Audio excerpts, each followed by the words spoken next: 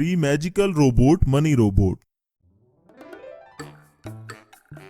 ये कहानी शुरू होती है सुंदरबन के खूबसूरत जंगल से। एक दिन जंगल में एक जादुई गोला प्रकट हुआ और उसमें से 2 जादुई रोबोट निकले। वो रोबोट जंगल में कुछ ढूंढने आए थे।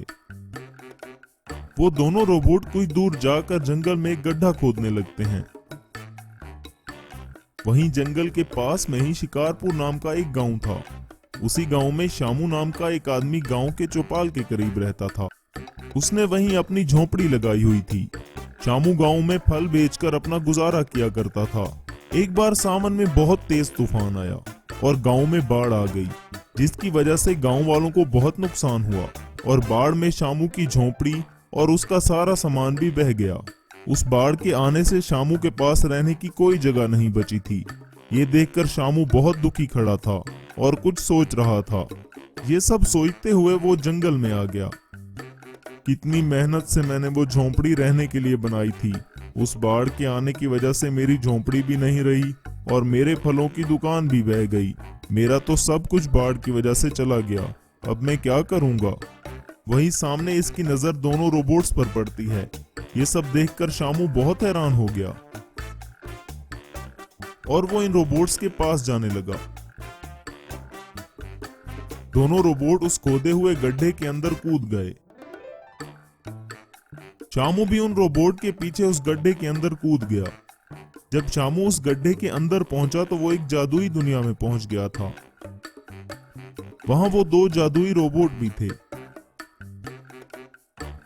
एक रोबोट ने शामू को देख लिया और शामू के पास आया। ए मानव, तुम्हारी हिम्मत भी कैसे हुई हमारे जादुई दुनिया में आने की? ये दुनिया सिर्फ जादुई जीवों के लिए है। तुम एक साधारण इंसान हो। शामू ने उस रोबोट को सारी बात बताई कि उसका घर बाढ़ में कैसे बह गया था और वो इस जादुई दुनिया में कैसे पहुंचा। दरअसल तुम जिन रोबोट का पीछा करते हुए यहाँ तक पहुंचे, वो दोनों रोबोट हमारे जासूस हैं। जादुई दुनिया का एक इच्छा पत्थर धरती लोक पर कहीं खो गया है। वो रोबोट इसी पत्थर को ढूंढ रहे थे। मेरे रहने की कोई जगह नहीं है। क्या मैं तुम्हारी इस जादुई दुनिया में रह सकता हूँ? नहीं नहीं, तुम यहाँ नहीं रह सकते। यहाँ सिर्फ जादुई जीव ही रह सकते हैं। इस जादुई दुनिया में एक विशाल रोबोट रहता है। वो इंसानों को मार डालता है। इससे पहले कि वो यहाँ पर आकर तुम्हें मार डाले, तुम यहाँ से चले जाओ। शामू जैसे ही उस जादुई दुनिया से निकलता है, वो गड्ढा वहां से खुद ब खुद गायब हो जाता है।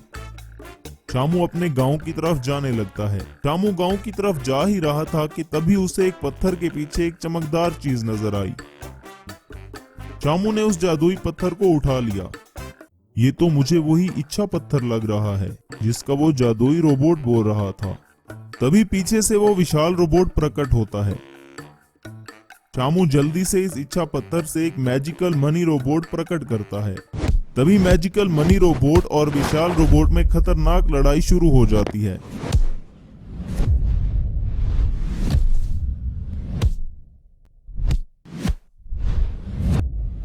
दोनों रोबोट एक दूसरे की जमकर धुलाई करने लगते हैं।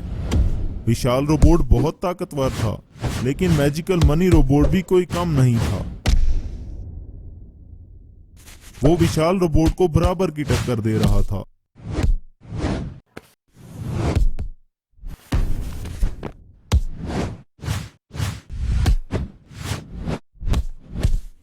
थोड़ी ही देर के बाद मैजिकल मनी रोबोट अपनी जादुई शक्तियों से उस विशाल रोबोट को मार देता है। तब मैजिकल मनी रोबोट भी वहां से गायब हो जाता है।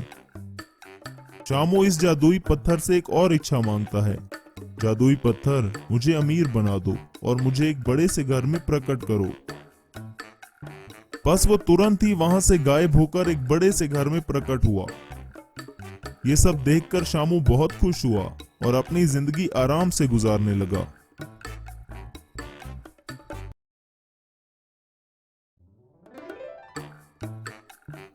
Magical remote control truck robot. Jabalpur में आकाश नाम का एक होनहार लड़का रहता था। आकाश खराब पड़े हुए कबाड़ से बहुत कुछ बनाते रहता था। उसके पिता गांव के धनवान सेठ के लिए काम करते थे। धनवान सेठ का भी एक लड़का था। अकेला होने के कारण वो बहुत जिद्दी और घमंडी हो गया था। एक बार आकाश इधर उधर से कबाड़ का जुगाड़ करके एक बहुत खूबसूरत बाइक बनाता है और अपने पिता को दिखाता है। उसके पिता कहते हैं, शाबाश मेरे बेटे, तू पक्का मेरा नाम रोशन करे। दूसरे दिन आकाश अपनी बाइक पर गांव घूमने निकलता है। अपने सभी दोस्तों को वो कार दिखाता है। सभी दोस्त उसकी बहुत तारीफ करते हैं, लेकिन धनवान सेठ का बेटा गुस्से में घर जाकर अपने पिता से कहता है, पापा मैं बहुत नाराज हूँ आपसे। मंगा ने अपने बेटे के लिए बाइक ली है और आपने मेरे लिए एक भी बाइक नहीं ली। घर की सारी गाड़ियाँ तेरी ही तो हैं। और क्या रे मंगा, तूने अपने बेटे के लिए बाइक लिया है? नहीं सेठ जी, वो तो उसने खुद बनाई है। खुद बनाई है?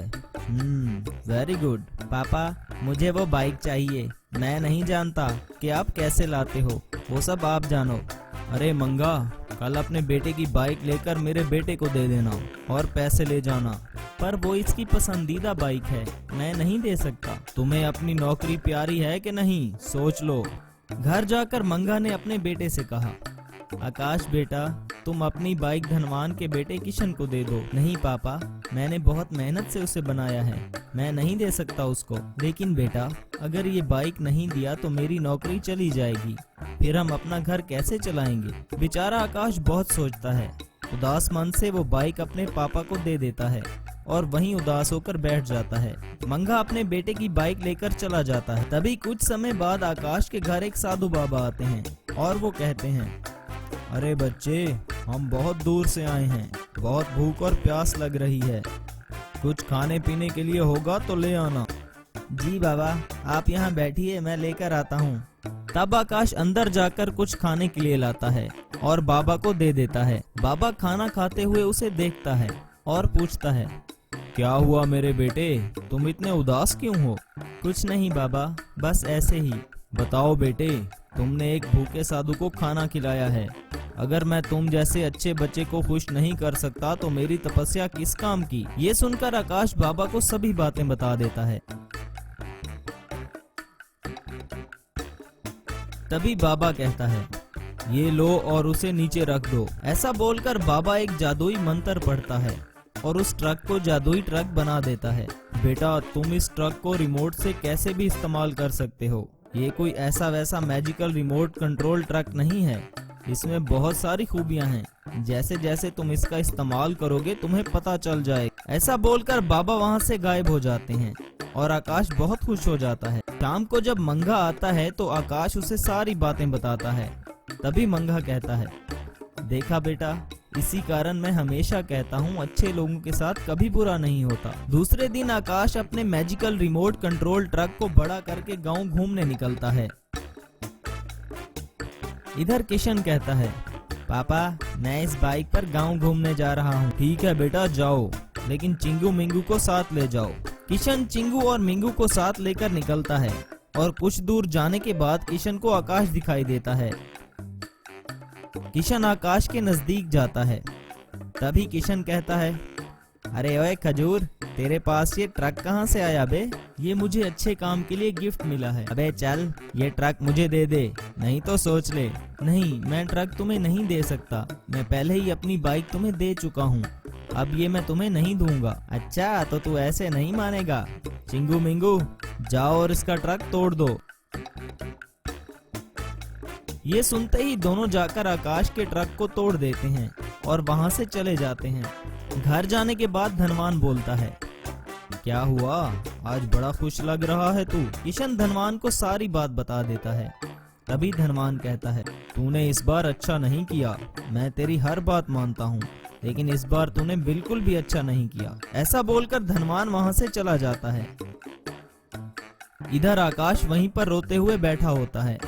तभी उसे एक आवाज सुनाई देती है, बेटा आकाश, रो मत, मैंने बोला था ना कि इस मैजिकल रिमोट कंट्रोल ट्रक से तुम कुछ भी कर सकते हो, तो दिमाग लगाओ और इसका इस्तेमाल करो। आकाश इस मैजिकल रिमोट कंट्रोल का बटन दबाता है और वो magical remote control truck robot में बदल जाता है। सच में रे, ये तो एक जादुई ट्रक है। अब मजा चखाता हूँ इस घमंडी किशन और इसके दोस्तों को। आकाश अपने रोबोट के साथ किशन के घर पहुंचता है और इसका मेन गेट तोड़कर अंदर चला जाता है। जिसे देखकर सभी बहुत डर जाते हैं। तभी वो रोबोट कहता है, क्यों रे, तू सभी को परेशान करता है ना। पहले बेचारे आकाश की बाइक ले गया, अब इसका ट्रक भी तोड़ दिया। इसकी सजा तो मिलेगी, बराबर मिलेगी। तभी रोबोट किशन की गाड़ियों पर रॉकेट बरसाने लगता है और वहां खड़ी सारी गाड़ियों को एक एक करके उड़ा देता है। ये देखकर किशन और उसके चेले इधर उधर भागने लगते हैं। तभी आकाश अपना magical remote control truck robot लेकर वहां से चला जाता है। किशन और उसके चेले वहीं खड़े रो रहे थे। तभी धनवान वहां आता है और ये सब देखकर कहता है, चिंगू मिंगू, ये सब क्या है। चिंगू और मिंगू ने उसे सारी बात बताई। धनवान फिर से कहता है, मुझे लगा ही था कि कुछ तो होने वाला है, क्योंकि ऊपर वाला सब देखता है, उसके पास सारी बातों का हिसाब रहता है। आज के बाद मैं तेरी कोई डिमांड पूरी नहीं करूंगा, यही तेरी सजा है।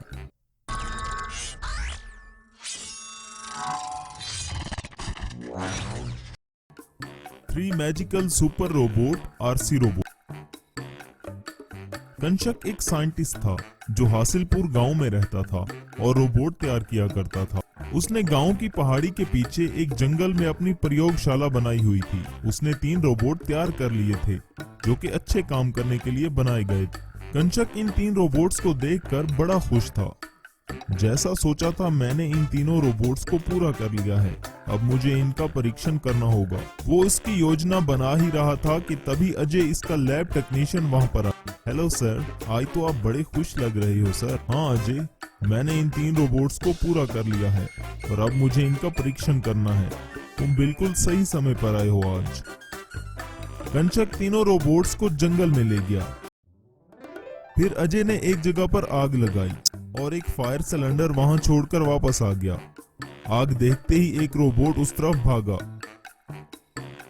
और फायर सिलेंडर की मदद से आग बुझा दी। कंचक को रोबोट का ये काम देखकर खुशी और सफलता का एहसास हुआ। फिर कंचक ने अपना मोबाइल वहीं पड़े एक पत्थर पर छोड़ दिया। जैसे ही अजय वो मोबाइल उठाकर भागने लगा, दूसरे रोबोट ने उसे पकड़ लिया और मोबाइल फोन उससे छीनकर कंचक को दे दिया। इस सफल परीक्षण के बाद कंचक और अजय तीनों सुपर रोबोट को वापस लैब में ले आए। धन्यवाद अजय, लैब का ध्यान रखना। मैं शहर के लिए निकल रहा हूँ। गांव में इन रोबोट्स के इस्तेमाल की अनुमति ले। कंचक लैब से निकल गया और अजय आराम करने लगा। तभी वहां पर कंचक का दुश्मन कातिया नाम का आदमी आया। वो अजय से बात करने लगा और लैब में 3 रोबोट्स देखकर उसकी नीयत खराब हो गई। उसने अजय को धोखे से बेहोश कर दिया। कंचक, मेरे अलावा रोबोट बनाने की अनुमति और किसी को नहीं मिलनी चाहिए। मैं ये कभी बर्दाश्त नहीं करूंगा। देखना तुम्हारे तीनों रोबोट्स का मैं क्या हाल करता हूँ। कातिया ने ये सोचते हुए उन तीनों रोबोट्स के चिप्स बदल दिए और तीनों रोबोट्स आपस में लड़ने लगे।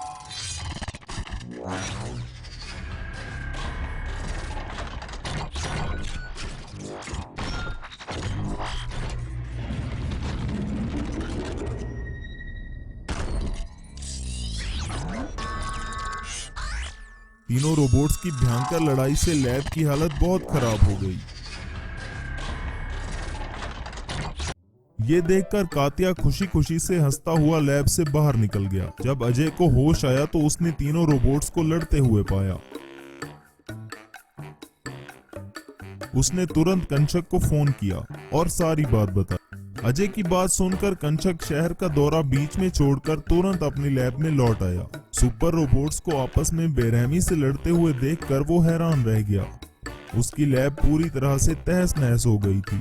अजय ने कंचक को कातिया के वहां आने के बारे में बताया। अब अगर चिप्स को बदलना था तो तीनों रोबोट्स को शांत करके बंद करने की आवश्यकता थी। उसमें काफी खतरा था, लेकिन फिर भी कंचक उन रोबोट्स के पास, लेकिन एक रोबोट ने उसे उठाकर दूर फेंक दिया। कंचक को गंभीर चोटें आई। जमीन पर गिरे कंचक को कुछ दूर रोशनी नजर आई। फिर उसे याद आया कि किसी संकट की स्थिति में रोबोट को शांत करने के लिए उसने एक रिमोट तैयार किया था। ये इसी रिमोट की ही रोशनी थी। उसने लपक कर वो रिमोट उठा लिया और रोबोट की सेटिंग को रिस्टोर करके उनको शांत कर दी। रोबोट्स ने आपस में लड़ना बंद कर दिया। कंचक ने फौरन उनकी गलत चिप को रिप्लेस कर दिया और रोबोट्स को ठीक कर दिया। फिर जल्द ही सरकार से अनुमति ले ली और गांव में रोबोट्स का उपयोग करने लगा। अब तीनों रोबोट्स गांव में घूमते। अब उस गांव में कोई चोरी, आग की घटना या कचरा फैला हुआ नहीं दिख। सभी गांव वालों ने कंचक का धन्यवाद किया। कंचक ने अपना काम जारी रखा और ऐसे कई दूसरे रोबोट बनाकर आम जनता की मदद करने लगा।